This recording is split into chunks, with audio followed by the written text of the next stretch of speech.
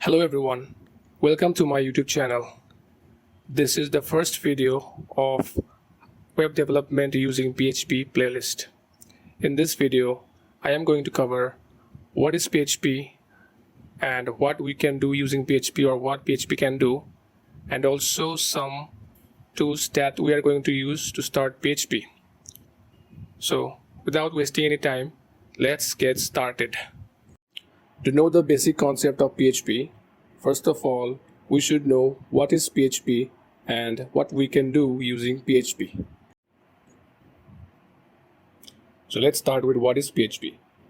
So basically, PHP is a server-side scripting language and a very powerful tool for making dynamic and interactive web pages.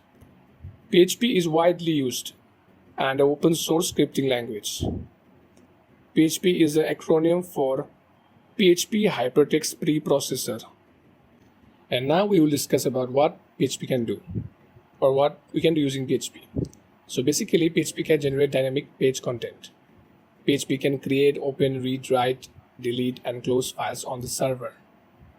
PHP can collect form data. PHP can send and receive cookies.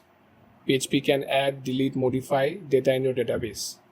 PHP can be used to control user access.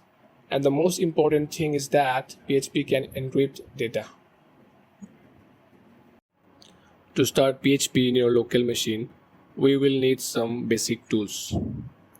The most important tool to start PHP in our local machine is the Xampp server. So what is Xampp server? Xampp is one of the widely used cross-platform web servers, which helps developers to create and test their programs on a local web server. It was developed by Apache friends. It consists of Apache, HTTP server, MariaDB, and interpreter for different programming languages like PHP and Perl. Xampp is an abbreviation where X stands for cross-platform, M stands for Apache, M stands for MySQL, and the rest of the pizza stands for PHP and Perl respectively. Let's talk about Visual Studio Code. The Visual Studio Code is a code editor developed by Microsoft, which helps developers to write their code easily and effectively. In this playlist of web development using PHP, I'm going to use Visual Studio Code to write our programs. But you can use any code editor you prefer to use.